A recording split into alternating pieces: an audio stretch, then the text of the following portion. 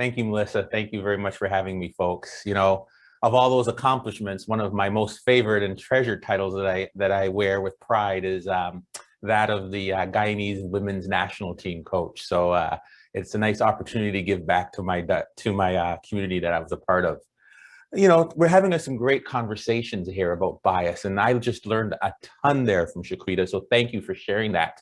You know, time and time again, we've seen the studies in the research. Diversity, both inherent, meaning race and gender, or acquired, meaning experience or cultural background, is associated with business success, right? There was a 2009 analysis of over 500 companies that found that firms with more racial or gender diversity had more sales revenue, more customers, and greater profits.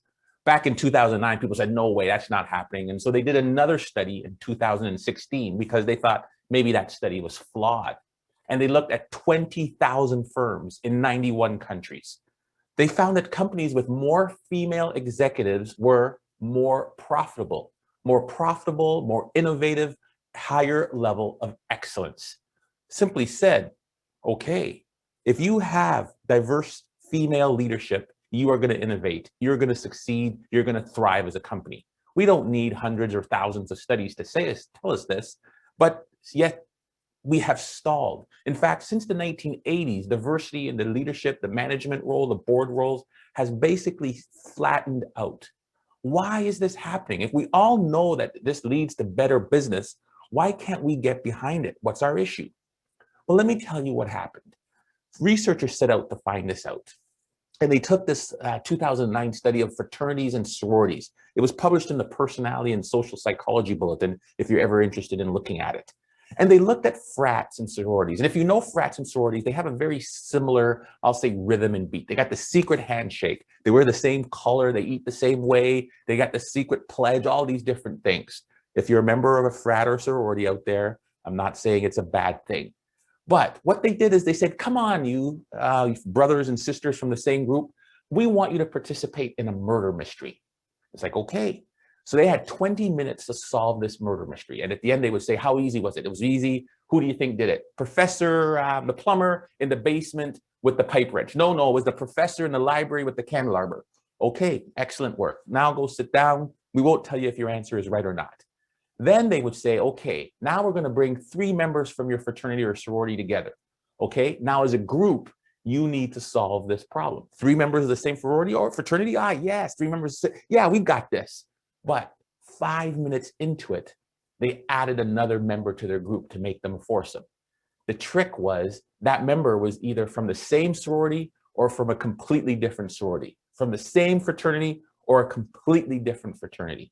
And they said, okay, solve the problem. 20 minutes later, they came back and they were like, oh gosh, how was it? And as you can imagine, if you were from the same frat or sorority group of 4, that was amazing. That was so much fun. We had such a great time. How easy was it? Easy. How confident are you of your answer? Very confident. Professor in the library with the candelabra. Okay, sit down. We'll let you know how you did. And then they asked the other group. The group that didn't have the same member. That 4th person was from some totally different fraternity, not used to the rhythm, not used to the beat, didn't have the secret handshake. How was it? And as you can imagine, that was hard work. How did you guys get along? Oh, I felt like there was some tension. How confident do you feel about your answer? I'm not very confident. Maybe the plumber in the basement? I'm not sure. But here's what they found out. You know, as we can imagine, yes, that team that had the extra person that didn't belong to them, they were more diverse. Absolutely. They did have more tension. They had more conflict, but not as much as people thought. Here's the end result. The group that didn't have as much confidence in their answer, that did not believe that they were as good and as smooth, they were 60% more likely to predict who the correct murderer was in this game. Now, this isn't about who shot it or who's to put on your game team or who to show up Friday night for poker. This is about the recognition, the difference between homogeneous teams, teams that are all alike, and diverse teams. We need to move beyond thinking that homogeneous teams create a better outcome and recognize that we must move towards diversity. The problem is that we have this tendency to go with the flow. In the world of psychology, this is called the fluency heuristic. Human beings can't help themselves. They don't want things that are tight. They don't want things that are hard. They don't want conflict. And as soon as they see somebody that doesn't look like you, doesn't act like you, doesn't sound like you, doesn't speak like you, speaking to all those implicit and explicit, complicit biases, then we put up our blinders, we put up our resistors, and we stop people from coming. And you can see it happening all the time.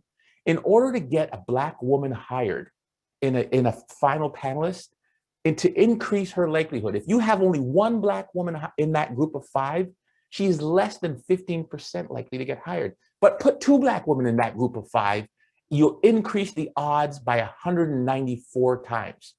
So those of you in leadership positions, don't say that we can't hire Black women, we can't hire women. Try and see what would change if you decided to put those 2 together in a panel. Pre-recruit. You can't break down these biases that limit diversity in the hiring system if we don't pre-recruit. We can't change our system in the bias system if we don't choose to look elsewhere and choose to think about differently prepared. One of the things that promotes our bias and continues this system, this conversation, this narrative that we tell ourselves, which is there's no talent, we can't get anybody to apply, is those biases at work.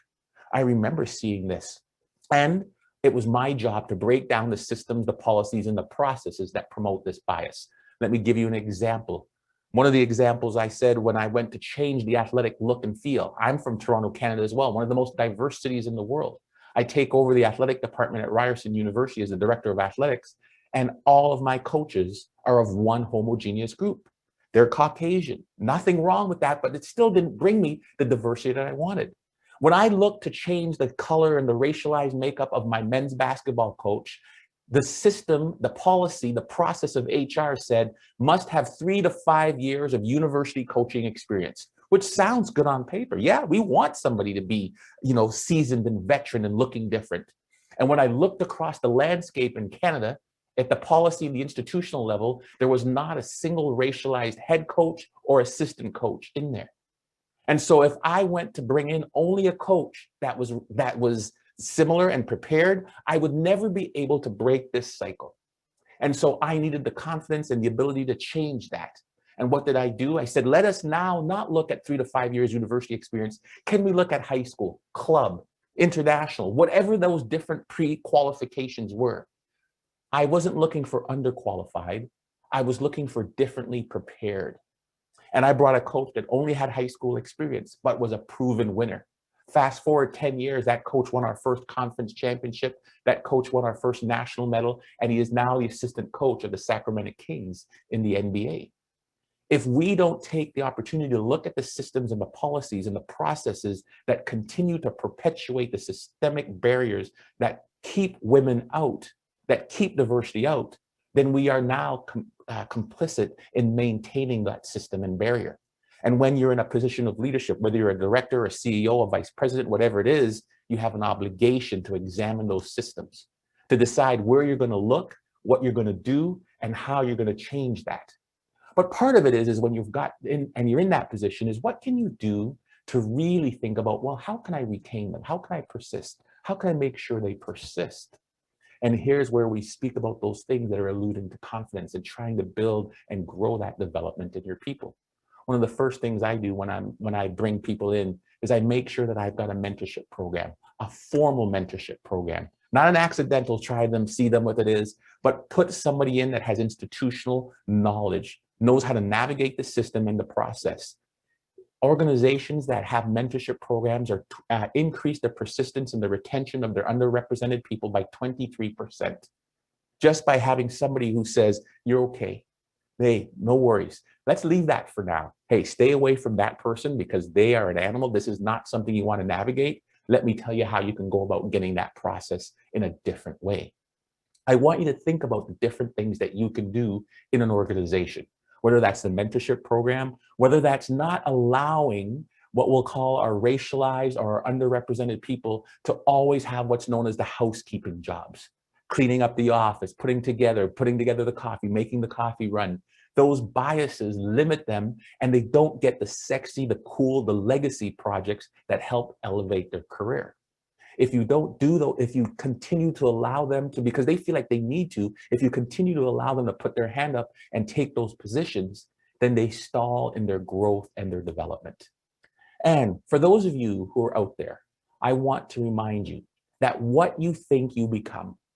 And so the most important thing to recognize, to break down the systems and barriers, is you have to stop thinking of yourself as underqualified, not good enough, and unprepared. There's a rule there that shows that only 7% of women put their hand up for an opportunity because they don't believe they're qualified when they have the same qualification as a man. The same qualification will see a man 60% more likely to put their hand up and say, count me. So break down the negative thinking, the negative stereotype that you have in your mind.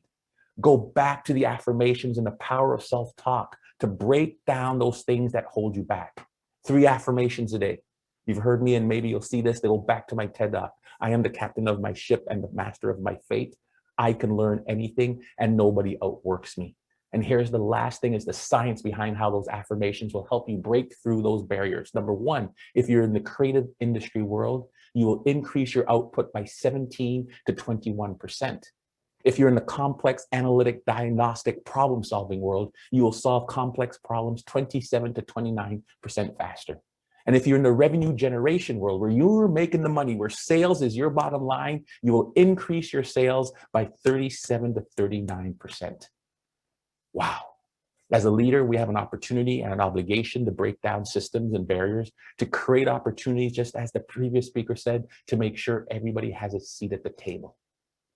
But as a participant, as somebody from an underrepresented population, you got to kick the door down and believe in yourself, and the rest of the world will too. Thanks for having me, folks. Take care.